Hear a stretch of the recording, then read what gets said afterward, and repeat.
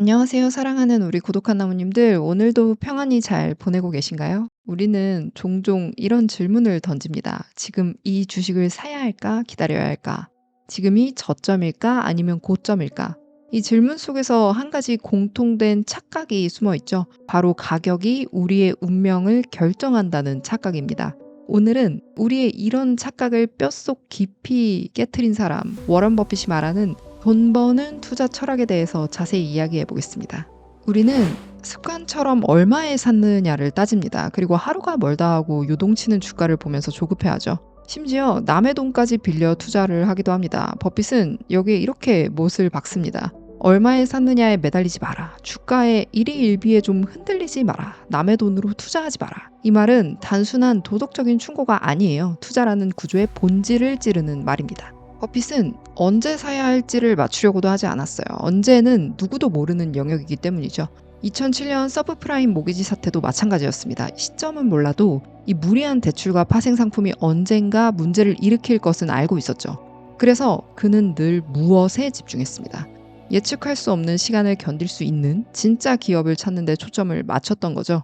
가격은 매일 흔들리지만 기업의 본질은 그렇게 쉽게 바뀌지 않습니다. 그래서 버핏은 눈에 보이지 않는 자산, 즉 브랜드 파워와 신뢰를 사들이기로 했습니다. 그렇다면 기업은 어떻게 고를까요? 버핏은 스승 그레이엄에게서 숫자의 힘을 배웠습니다. 거기에 필립 피셔의 영향을 받아서 기업의 미래 가능성, 브랜드, 신뢰 같은 무형 자산을 보기 시작한 거죠. 오늘의 투자는 어제의 성장에서 이익을 얻지 못한다. 이 말은 단순한 교훈이 아닙니다. 기업이 미래를 위해 어떤 세계를 설계하고 있느냐, 이게 바로 투자의 본질이라는 뜻이죠.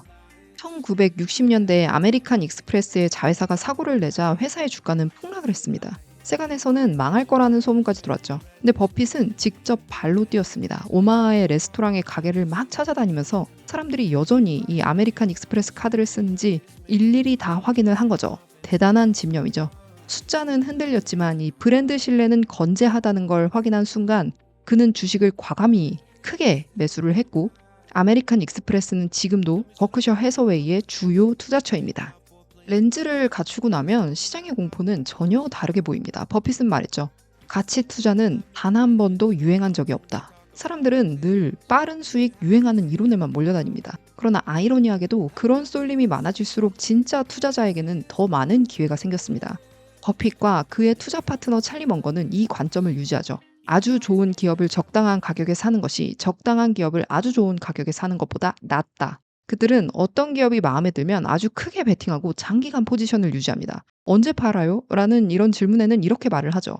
우리는 또 다른 결정을 내릴 필요가 없는 곳에 큰 돈을 넣는 편을 선호합니다. 이는 매우 어려운 일입니다만 대단한 몇몇 종목을 살 수 있다면 길게 갈 수 있습니다. 그러니 포트폴리오에 세 종목만 들어있으면 충분히 분산이 된 셈이죠. 그들은 먼저 기업을 볼 때 피해야 할 것, 그리고 하지 말아야 할 것들을 하는 기업들을 속간해 버립니다. 그런 다음에야 긍정적 단계를 고려하죠. 두 사람은 특히나 기업의 오너를 면밀히 살핍니다. 유능한지, 신뢰가 가는 인물이 맞는지, 회사의 수익을 현명하게 배분을 하는지, 혹은 자기중심적으로 자신에게만 과도한 보상을 하지 않는지, 어떻게 사회에 기여하는지.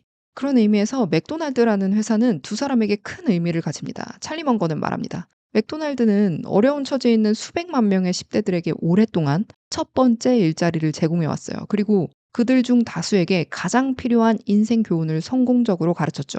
성실하게 출근해서 책임감 있게 일하는 그 자체만으로 평생 어디서든 통할 자산을 만들 수 있다는 사실을 보여준 것이니까요. 그리고 두 사람에게 있어서 이런 기업들을 골라내는 작업이 꽤나 오래 걸리기 때문에 겉으로 보기엔 이 두 사람이 오랫동안 아무 투자도 하지 않는 것처럼 보인다고 해요. 결단이 떠오르기 직전까지 학습과 분석에 훨씬 많은 시간을 들이는 거죠. 그리고 이런 습관은 우연히 나오지 않습니다. 그들은 말하죠. 부실한 결과는 용납할 수 있다. 어떤 결과는 통제 범위를 벗어나기 때문이다. 그러나 부실한 준비와 의사결정은 결코 용납을 할 수 없다. 그것은 통제 가능하기 때문이다. 이거는 한 분야의 진정한 장인들이 보여주는 절제와 인내의 혼합물이죠. 내가 가진 카드로 최선을 다하리라는 확고한 의지의 표현입니다.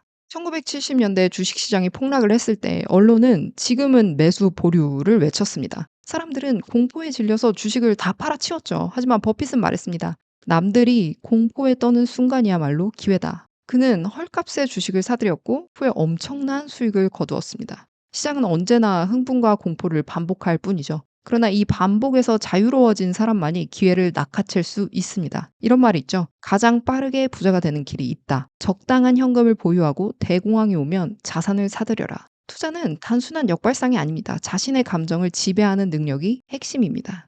투자에서 위험한 건 가격도 시점도 아닙니다. 오로지 우리의 감정 구조만이 우리의 발목을 잡죠. 버핏은 말했습니다. 보유 주식이 20% 30% 떨어졌을 때 감정적으로 괴롭다면 애초에 투자를 하지 마라. 주식이 오를 때는 누구나 웃습니다. 하지만 떨어질 때 생활비에 영향이 가거나 마음이 요동친다면 그건 이미 투자가 아니라 도박이죠. 투자는 시장을 맞추는 게임이 아니라 자신의 감정을 견딜 수 있는 구조를 갖추는 일입니다. 사실 사람은 감정이 흔들릴수록 지렛대를 찾습니다. 빚을 내서 불려보자. 하지만 빚은 흔들림을 증폭시킵니다. 1980년대 월가는 부채와 레버리지가 축복이라 여기며 이 대세에 너도 나도 편승을 했죠. 빚으로 사고, 빚으로 키우고, 빚으로 팔아치우는 방식이 유행을 했습니다. 버핏은 끝내 이를 거절했습니다. 조카가 집 보증금을 빌려달라 부탁을 했을 때조차 빚은 현명한 사람도 길을 잘못 들게 만든다 이러면서 거절을 했죠. 그는 알았습니다. 99% 성공 확률도 단 1%의 실패로 무너질 수 있다는 사실을.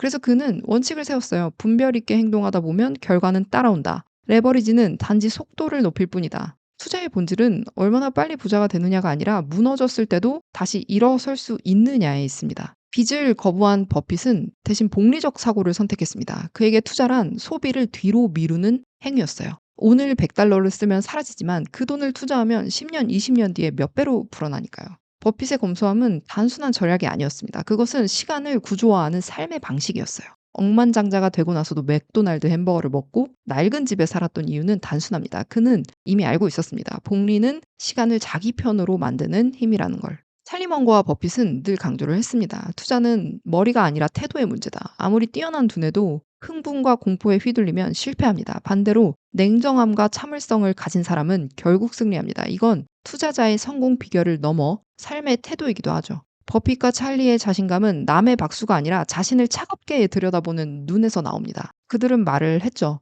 결국 성공이란 끝없이 부딪히고 또 부딪히는 과정 속에서 가끔 찾아오는 깨달음을 붙잡는 일일 뿐이다. 과정을 즐길 줄 알고 예측 대신 견딤을 선택하면서 성공에 취하지 않고 실패를 견딜 수 있는 구조를 만드는 태도. 그게 버핏이 말한 진짜 투자였습니다.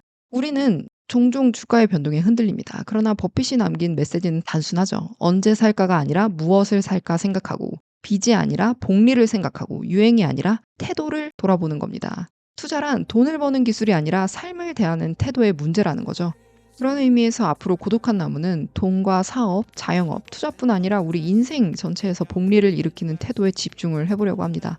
저의 목표는 5년 뒤 지금보다 양적으로 크고 질적으로 깊어진 모습인데요. 그 여정에서 시행착오와 배움, 성장의 과정을 숨김없이 기록을 하고 여러분과 함께 고민하며 나아가겠습니다. 여러분은 지금 어떤 태도로 시간을 설계하고 계신가요? 숲보다 깊은 삶의 방향을 함께 고민하겠습니다. 감사합니다.